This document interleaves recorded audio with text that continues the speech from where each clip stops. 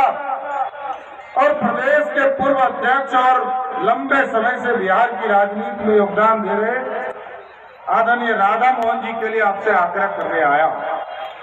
और साथियों, आग्रह इसलिए करने आया कि आज आपने 2014 में देश में यशस्वी प्रधानमंत्री नरेंद्र मोदी जी को बनाया। आज दुनिया में डंका बज रहा है साथियों, और डंका इसलिए बज रहा है कि मोतिहारी और पूर्वी चंपारण से राधा मोहन जी को जैसे ही आप चुनाव जिताते हैं वैसे ही मोदी की मजबूत सरकार बन जाती है।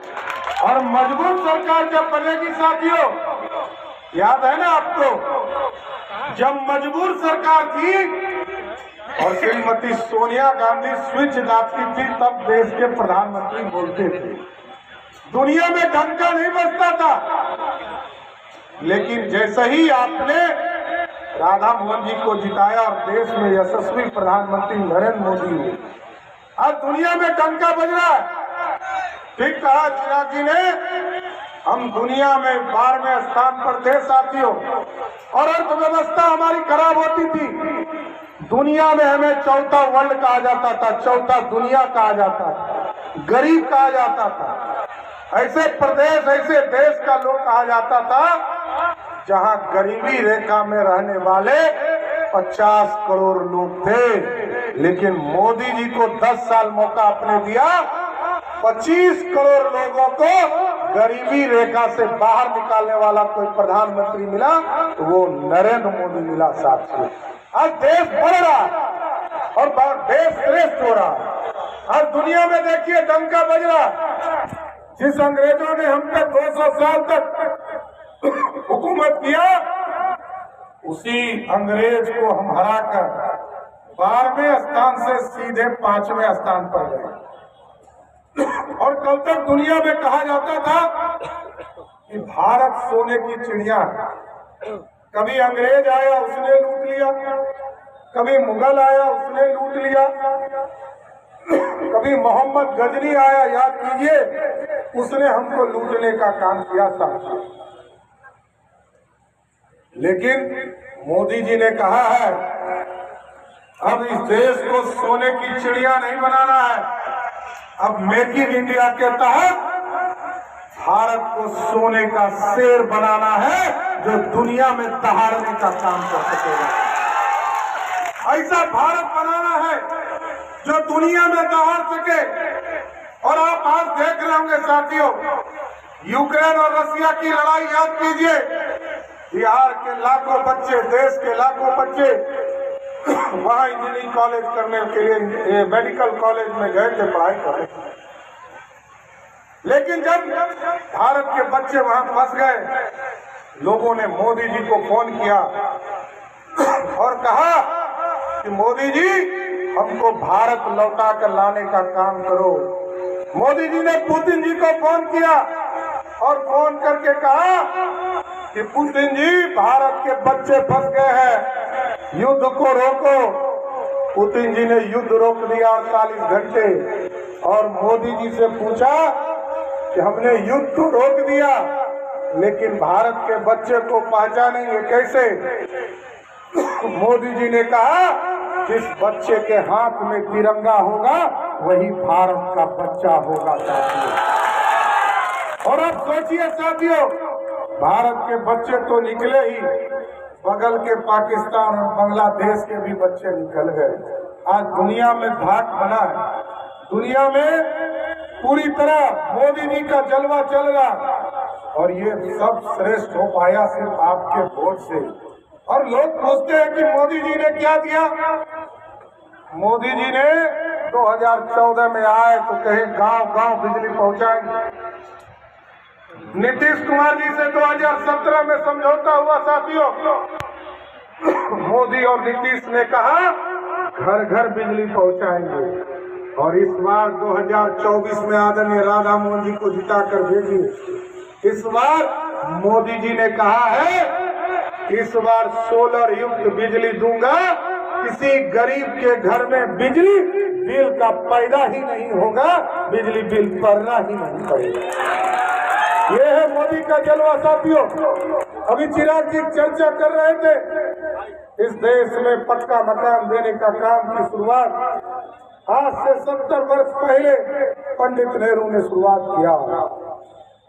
2014 तक मात्र 3.5 करोड़ लोगों को पक्का मकान मिला साथियों, लेकिन मोदी जी के 10 साल के शासनकाल में लगभग 4 करोड़ 21 लाख परिवार को पक्का मकान मिला।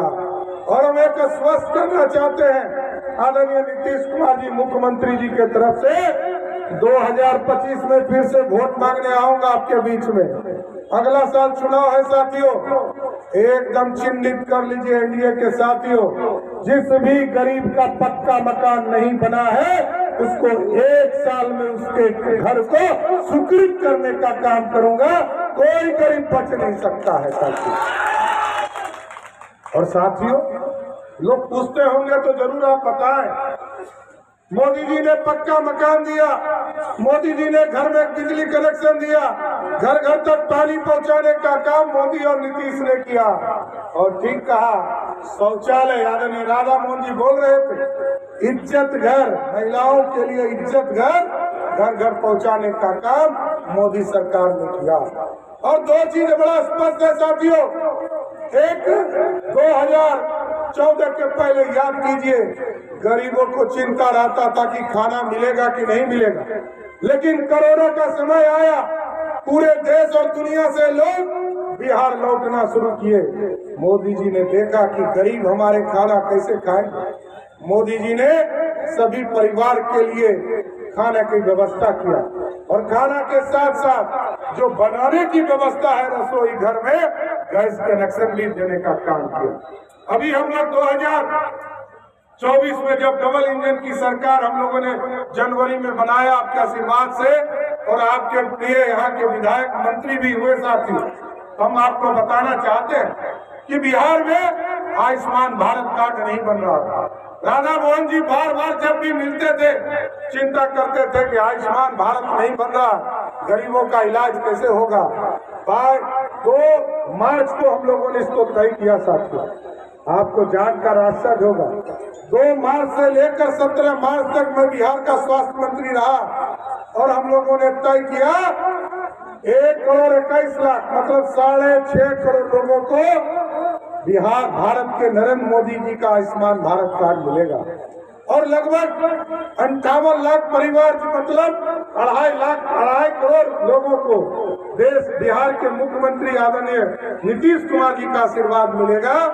अब मोदी और नीतीश ने तय कर दिया है, बिहार का कोई भी गरीब यदि हॉस्पिटल में भर्ती होगा उसको 5 किलो अनाज खाने के लिए भी लोग दे रहे हैं, तो 5 लाख तक का बिल जो हॉस्पिटल का है वो मोदी और नीतीश कुमार की सरकार देने का काम करे।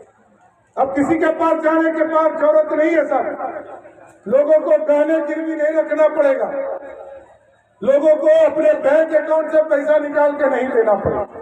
लेकिन साथियों, मैं जरूर आग्रह करने आया कि आज लोग, विरोधी लोग जिसने टिकट बेच दिया, ये जो आजकल पर्स वाला पार्टी वाला घूम रहा होगा आपके बीच में, जिसने टिकट बेचने का काम किया पूरे प्रदेश में, उसको याद कीजिए साथियों। आज पूरे बिहार में लोग कह रहे हैं आरक्षण खत्म हो जाएगा, संविधान खत्म हो जाएगा। आप सोचिए साथियों, इस प्रदेश में 1990 से लेकर 2005 तक आदरणीय लालू प्रसाद जी का राज रहा, एक गरीब को आरक्षण नहीं मिला, न पिछड़े को न दलित को। और आप जानिए, कांग्रेस पार्टी ने तो जब मंडल कमीशन आया था तब भी पानी पी पी कर विरोध करने का काम किया था साथ। तो आज साथियों, हमको बदला लेने का समय है कि आरक्षण विरोधी लालू प्रसाद जी का परिवार, आरक्षण विरोधी कांग्रेस पार्टी, और कांग्रेस पार्टी तो सब दिन सिर्फ अपने लिए चिंता करता है। कभी याद कीजिए पंडित नेहरू प्रधानमंत्री हुए, कभी श्रीमती इंदिरा गांधी प्रधानमंत्री हुए, कभी राजीव गांधी हुए, और आजकल सपना राहुल गांधी जी देख रहे हैं। ये सपना ही रह जाएगा, क्योंकि भारत में रहना है तो आरक्षण एक एक वर्ग को देना ही पड़ेगा, कोई रोक नहीं सकता है साथियों। इसलिए हम आग्रह करेंगे साथियों, अभी एक अफवाह फैलाई जाती है कि 17 साल तक 17 महीने बनाम 17 साल बदनाम 17 महीने की लड़ाई है। लेकिन साथियों मैं बताना चाहता हूँ 1990 से लेकर 2005 तक लालू जी के परिवार ने बिहार के लोगों को 1 लाख नौकरी भी नहीं दिया। 2005 से लेकर 2025 तक आदरणीय नीतीश कुमार जी और सुशील मोदी के नेतृत्व में लगभग 7.5 लाख लोगों को नौकरी मिला। और एकदम नौजवानों को स्पष्ट करता हूँ 2025 का चुनाव होगा, जो 10 लाख का सरकारी वादा नीतीश कुमार का है उस वादा को पूरा करके ही आपसे वोट मांगने आऊंगा। ऐसे नहीं आऊंगा। 10 लाख सरकारी नौकरी का वादा पूरा करना है।